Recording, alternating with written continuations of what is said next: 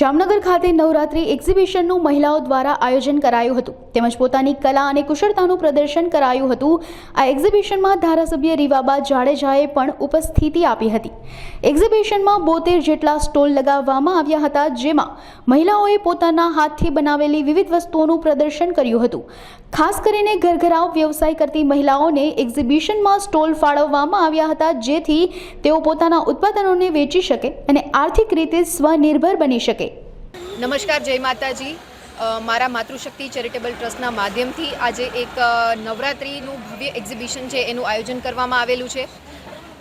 એ આયોજન અંતર્ગત લગભગ 72 કરતાં વધારે સ્ટોલ્સ ખાસ કરીને એવા બહેનોને અમે રાહત દરે પ્લેટફોર્મ આપીએ છીએ કે જેઓ ઘરઘરાવ કોઈને કોઈ બિઝનેસ સાથે સંકળાયેલા હોય, જેમ કે સાડીનો વ્યવસાય હોય, કટલેરીનો વ્યવસાય હોય, હોઝિયરીનો વ્યવસાય હોય, એ તમામ નાના મોટા બિઝનેસ સાથે જે બહેનો સંકળાયેલા છે એમને સાવ રાહત દરે અમારા મંચના માધ્યમથી, ટ્રસ્ટના માધ્યમથી આજે પ્લેટફોર્મ આપી અને એક ભવ્ય એક્ઝિબિશનનું ઉદ્ઘાટન કરવામાં આવ્યું છે। સ્થળ છે રાજપૂત સમાજની વાડી, ક્રિકેટ બંગલાની સામે, જામનગર, અને 2 દિવસ આ એક્ઝિબિશન છે એ ચાલવાનું છે, આજે અને આવતીકાલે। તો હું આપ સૌને જામનગરની જનતાને અપીલ કરું છું, વિનંતી કરું છું કે મેક્સિમમ બહેનો છે એ આ એક્ઝિબિશનનો લાભ લે, વિઝિટ કરે, બિકોઝ આપણામાંથી જ ઘણા બધા બહેનો છે જે અત્યારે સ્ટોલ છે એ નાખી રહ્યા છે અને 72 કરતાં વધારે વેરાયટી આ એક્ઝિબિશનમાં આપને જોવા મળશે।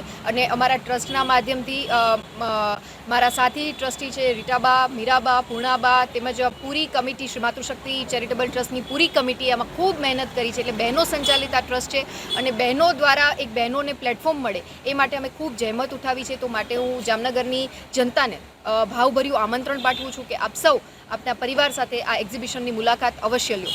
અને ફરી એક વખત આ ટ્રસ્ટના માધ્યમથી જે બહેનોને પ્લેટફોર્મ મળ્યું છે કે આદરણીય પ્રધાનમંત્રીશ્રીની એક પરિકલ્પના છે કે મેક ઇન ઇન્ડિયા કન્સેપ્ટ અને માતૃશક્તિને ક્યાંક આર્થિક સ્વનિર્ભરતામાં આપણે અગ્રેસર ગણી અને કદમથી કદમ મિલાવી એ પણ મુખ્ય દ્વારામાં ભળી શકે એ માટેનો એક કન્સેપ્ટ છે અને ખરા અર્થમાં ચરિતાર્થ કરતું આ એક્ઝિબિશન છે। એટલે આપ સૌને ફરી એક વખત વિનંતી, આ એક્ઝિબિશનની આપ સૌએ મુલાકાત લો। Thank you.